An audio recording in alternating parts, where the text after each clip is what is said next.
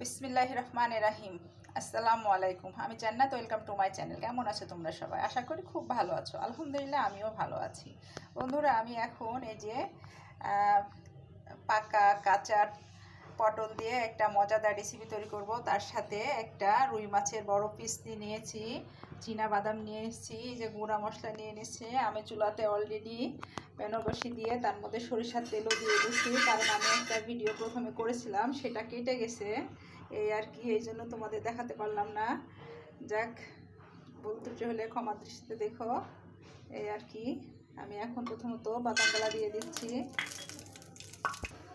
আমার বাদাম থেকে এখন সুন্দর একটা ফ্লেভার চলে আসছে। এখন আমি গুঁড়া মশলাগুলা দিয়ে দিচ্ছি।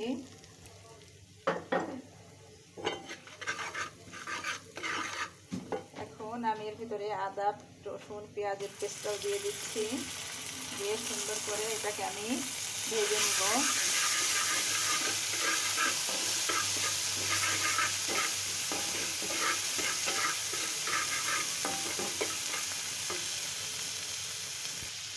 বন্ধুরা, আমি কিন্তু এটা সরিষার তেল দিয়ে করছি, কারণ সরিষার তেল দিয়ে করলে এটা খুব খেতে মজা লাগে। আর জিরা গুঁড়া, ধনিয়া গুঁড়া, লাল মরিচের গুঁড়া, হলুদ, লবণ সব কিছু দিয়ে দিয়েছি। এখন আমার এই যে একটু মশলা পেস্ট দিয়েছি, সেটা ভাজা হয়ে গেছে। এখন আমি মাছগুলো যে থেতলে করে রাখা শিলপাটা দিয়ে আমি থেতলো করে নিয়েছিলাম, সেটাই এখন দিয়ে ভালো করে 2 মিনিট রান্না করে নেব। তারপরে পটলগুলা দিয়ে দিব।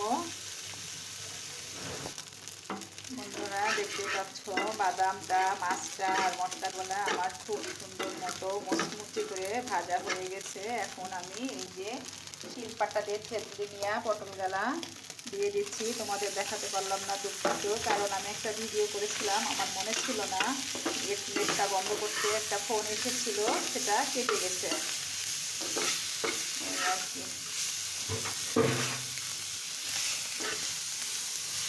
আমি এখন এটাকে সুন্দর করে ভেজে নেব। বন্ধুরা, এই যে আমার মজার রেসিপি রেডি। আমি এখন তোমাদের পরিবেশন করে দেখাচ্ছি।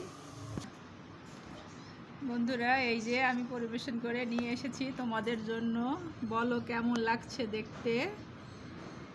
অনেক অনেক টেস্টি, অনেক অনেক মজা হয়েছে। জাস্ট 1 পিস মাছ আর 8টি পটল দিয়েছি। আর একটা তোমাদের জন্য ধাঁধা রইল বন্ধুরা।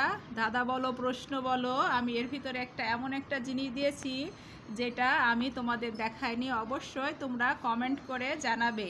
আর যদি না জানাও তাহলে বুঝবো যে তোমরা সম্পূর্ণ ভিডিওটা দেখো নাই। না দেখেই সুন্দর মতো কমেন্ট করে আমাকে সান্ত্বনা দিয়ে বের হয়ে গেছো যে হ্যাঁ বন্ধু, আমি লাইক দিয়ে তোমার ভিডিও শেষ করে গেলাম। তাহলে কিন্তু এখানে আমি প্রমাণটা পেয়ে যাব ইনশাল্লাহ। আমি আশা করব তোমরা সম্পূর্ণ ভিডিওটা দেখে আমার যে জিনিসটা দিয়েছি সেটা অবশ্যই তোমরা বলতে পারবে কমেন্টের মাধ্যমে। এই আর কি। সবাই ভালো থাকো, সুস্থ থাকো। আসসালামু আলাইকুম, আল্লাহ হাফেজ।